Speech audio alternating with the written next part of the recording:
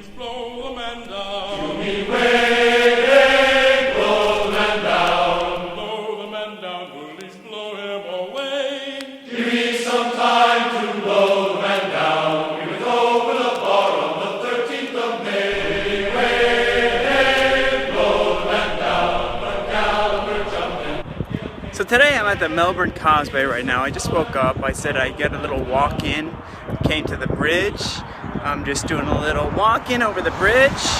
And I want to make a really special video today. I want to make a video on atoms and quantum mechanics. Now before you're like, oh my god, quantum mechanics, I'm out of this conversation. Don't do that, because quantum mechanics is not that complicated. Quantum just means stuff and the way it works on a really microscopic level, on a particle level. It's really easy stuff, and it's so important to how it applies to us, our world, and what it conveys too. The message that conveys is so important because it really shows how we're all interconnected and that this all is just one giant unified source, which is so amazing, and it can change the way you look at life in a very extraordinary way. So that's what I want to discuss today and talk to you about and give you some information. Hopefully it's useful. Hopefully you'll be able to utilize it in your life and make things a little better.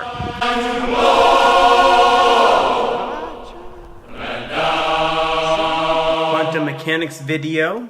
Action. Yes, that's my kitchen in the background where that wire is hanging out of the wall very dangerously. That's where a microwave belongs. And where those chairs from my restaurant are sitting, that is where a refrigerator belongs. I don't do things conventionally. I like to step out of the box.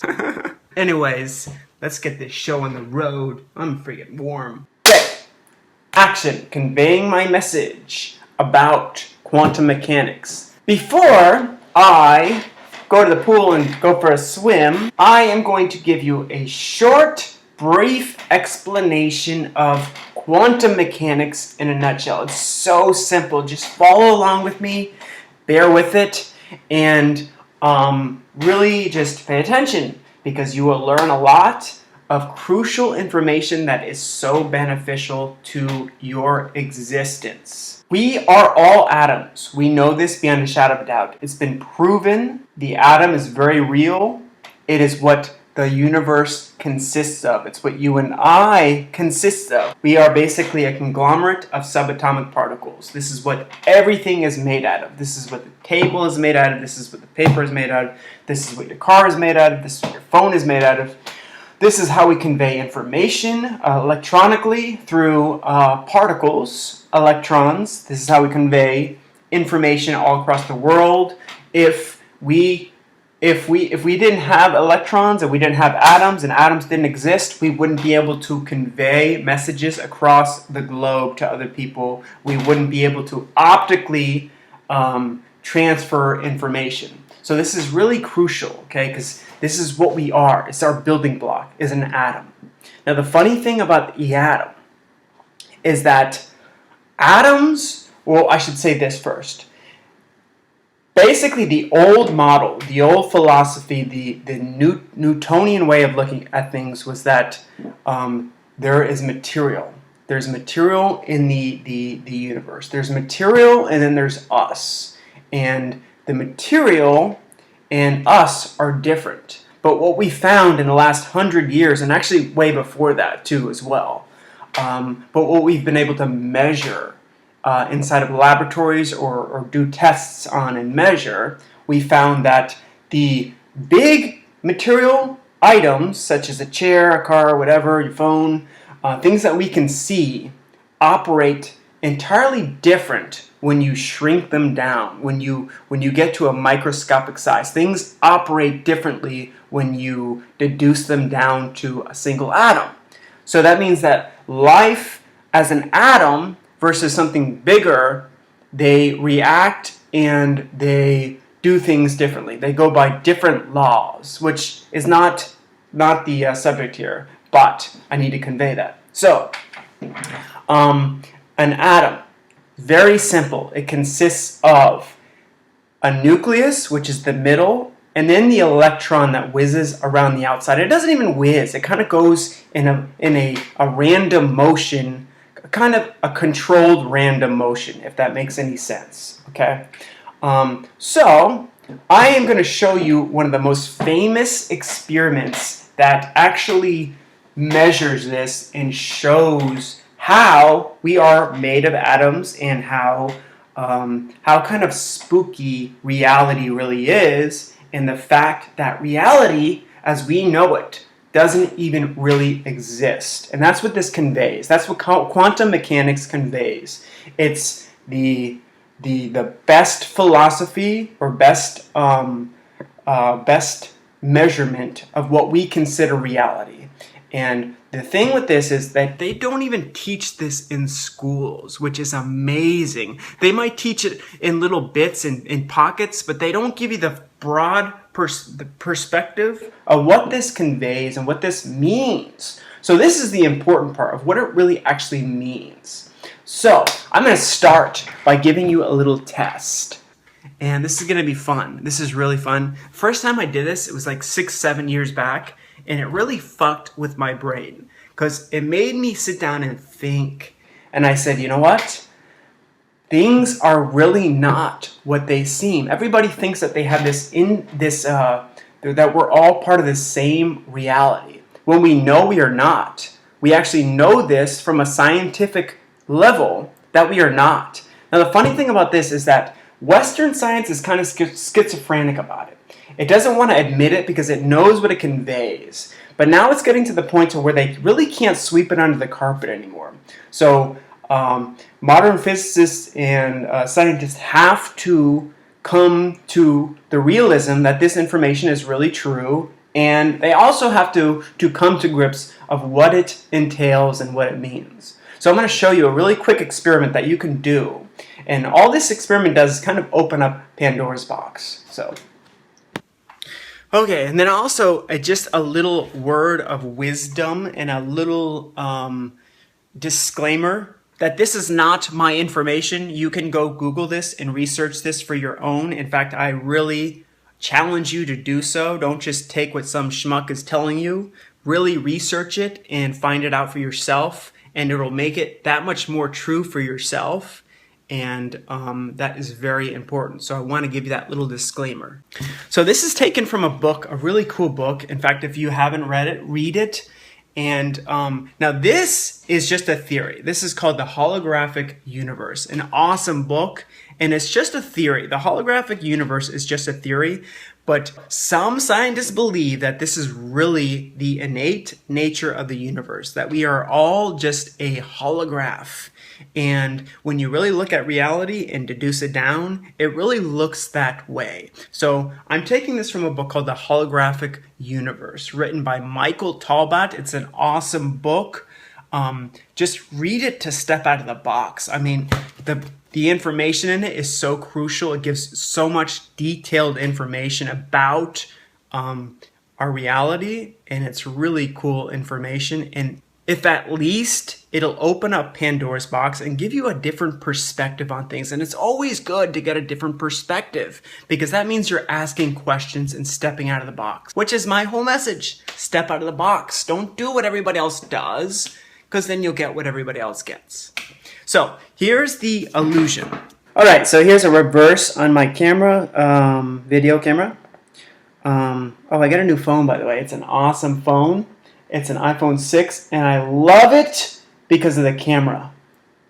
And I broke down and signed a contract of 2 years, which I hate. I hate binding agreements that keep me constrained, but this is not going to really keep me constrained. It's not that difficult, and it's the only contract, I think, in my life. So that's a good thing. But the phone is amazing. The camera on it, that's the reason why I got it. So just want to tell you that. Awesome, amazing pictures. Okay, so here's our illusion. Now, I don't know how this is going to translate on the camera. So here's what you do. Okay, so take your left hand and cover your left eye. Then with your right eye, look at the center dot in the middle. And if you can do this on the phone, on the actual picture, great. If not, you can do this at home, and I'll show you how to do it. It's really simple. It just requires a pen or something, and that's it, dude. Takes you 10 seconds, and you can do this for yourself. So basically what you do is you take your left hand, cover your left eye, and then look at the dot that's in the middle.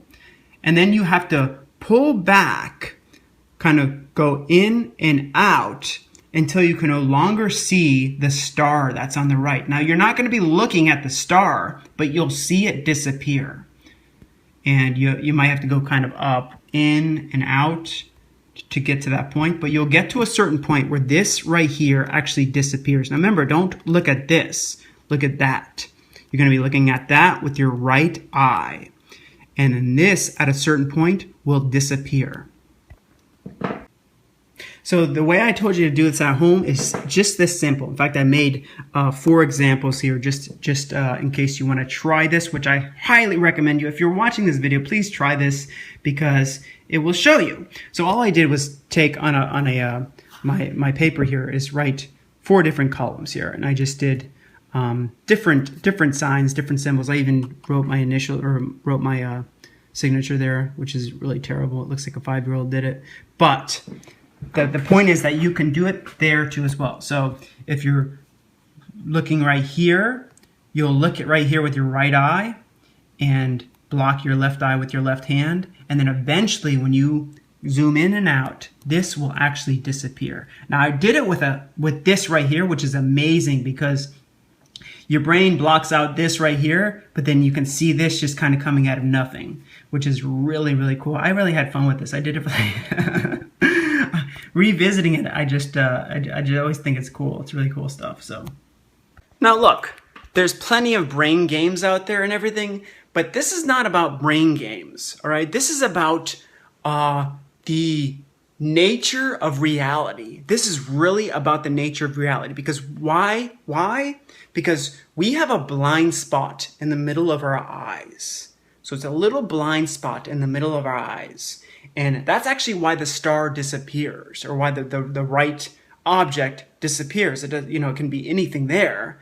And what our brain does is it makes up the difference. It actually gives us the illusion of what's actually there. So our brain sees that there's white in the picture, and it replaces that star with white. So your brain, in fact, just makes up the information that's there without it even being there. So what does that mean? That means that your brain is telling you something that is really not true. And it means that your brain could tell you a lot of things that are not true. So it's really important from a reality perspective to understand what this conveys. That your brain is actually making up the information and giving it to you, and it's not even right. Now this doesn't just go with pictures or anything else. It's anything. Your brain can make up sounds. Your brain can distort reality. In fact, Steve Jobs actually was famous for doing this. He actually distorted his reality. He basically bent reality to fit his philosophy, how he viewed the world. And you know what? People corresponded to that. All right, he was kind of a dick, but to convey what he wanted to do and to change the world, he kind of had to be a dick. So, Steve Jobs, rock on, dude. Rock on! Okay, so before I go off and swim, I want to show you another visualization. And it's very, very in-depth, and it's very detailistic. It's very professional. I did it with a marker. It's right here. Okay, so I'm going to show you this. Okay, so that's the overview of what I've written here. That is me. That is the world. That is the universe. This is an atom. This is the actual nucleus of an atom. This right here is an electron. Now, all an electron is just manifested matter. It's us. It's a table. It's a mirror. It's water. Whatever, it's just manifested matter. Okay? And here's the innate possibilities for matter. So this is a collapsed wave. This is what we view as reality, and this is the potential of reality. So this is just the potential, which basically means that everything is in wave form. And before I really explain that, I'm going to explain the rest of my stuff here. So here we have our atom, and here we have our famous slit experiment. That's what proves all this. That's what measures all this beyond a shadow of a doubt. Mind you, this is not opinion, it's fact. It's fact, and in 20 years from now, this will be prevalent in our societies if we don't blow ourselves up first or kill ourselves first. This will be prevalent and taught in the schools because this is the information that truly matters. Scientists did a famous, what's called slit experiment. Basically, this is what led Einstein to the conclusion that reality was very spooky. And it's so funny, him and Niels Bohr had a feud. See, when they found this information out, Einstein was like, his tests and theories actually were pointing to all of this, but he didn't want to admit it because he knew that what it conveyed.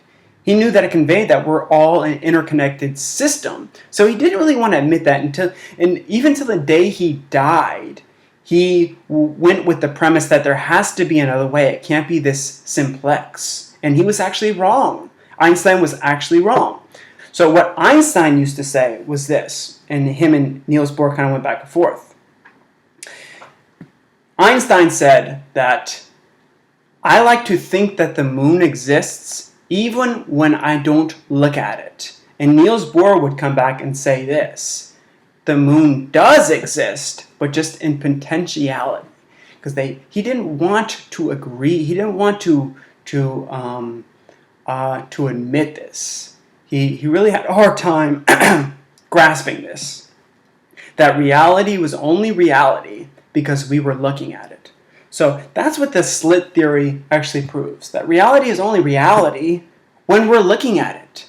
Everything else exists in wave form. Our eyes are the very measurement of reality. If we're not looking at it, it just exists in potentiality. It's just an electron whizzing around a nucleus. It's just whizzing, and then when we look at it, the electron is stationary, which is so fucking cool. So bear with me on this, okay? This is my drawing. I know it's kind of shitty. It's very simple, though, to follow. So here we have a backdrop. This is just a backdrop. And this is the famous slit experiment that's been done millions and millions of times. Okay? That's the backdrop. This is the foredrop. It just has two slits in it, two open slits. And then this is our machine that actually shoots out particles. Okay, so let's get right to it. When you shoot a particle at these two openings here, it is very common sense and logical to think that we'll get two patterns on the back, these two darker patterns. Right? Because we're shooting just particles. Now, remember, a particle can be anything. A piece of wood, a piece of marble, a piece of cotton candy. I don't know. Cotton candy. Yes! I love cotton candy. Anyways, can be a piece of cotton candy. It can be anything, a marble or whatever. Any physical thing that we see is a particle. Okay? You shoot those particles through. This is the pattern you get. You get two strips. Okay, if you shoot enough particles through each one of the slits. Scientists said, okay, that makes sense. That makes entirely too much sense. That's nice. We knew that. We already knew that. Okay, so now we went quantum. We said, okay, well, what if we shoot electrons? Very tiny, tiny microscopic pieces of matter. What happens if we shoot those through these two slits? So they did that.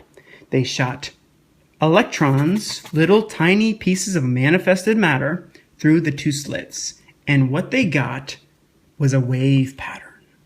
They got a wave pattern.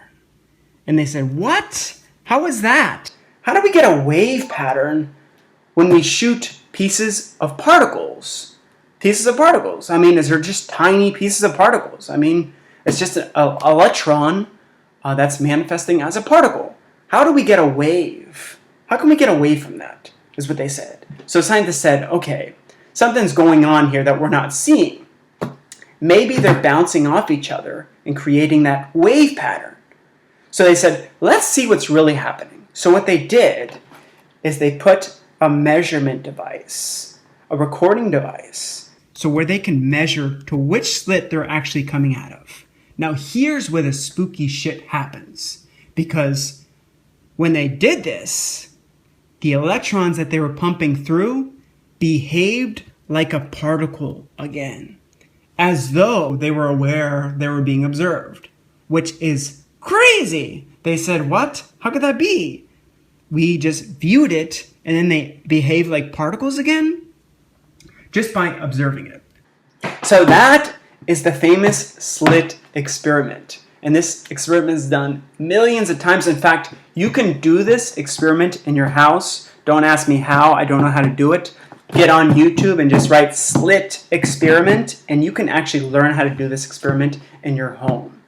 All right, but the important thing to convey here is that we are electrons. We are particles. We are these things. That's what universe is made out of. Now, I want to go to the pool. I'm going to get a swim in, and then I'm going to go to the park, and I'm going to show you this on a bigger level. This is me doing a cannonball.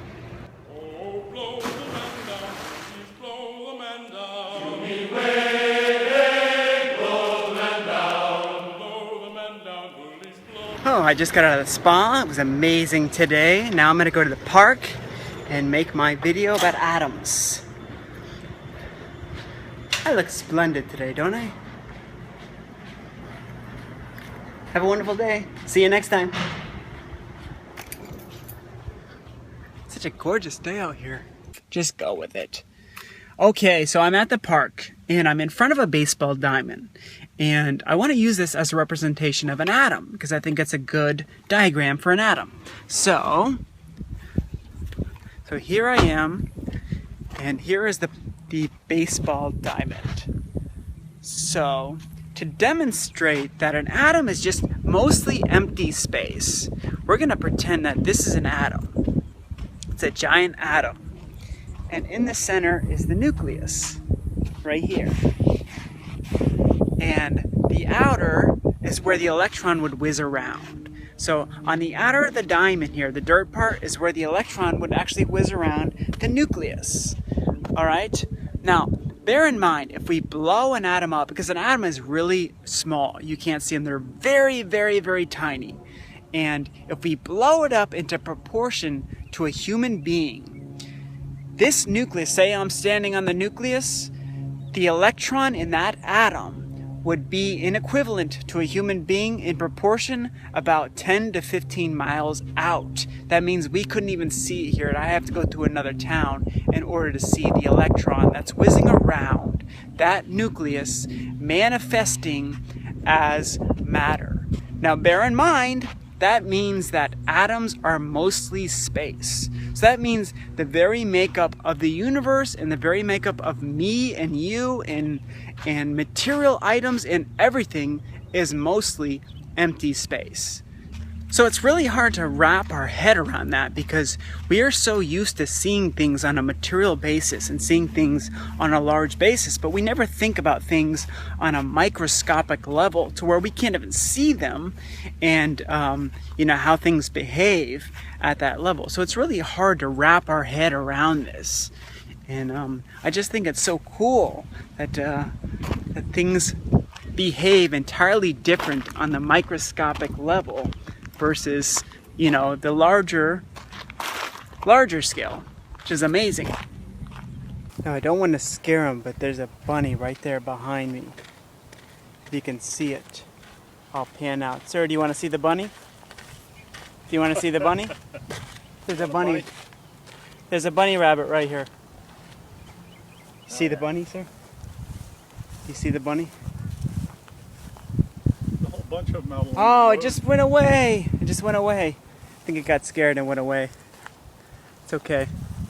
I'll go look for more. Have a good day.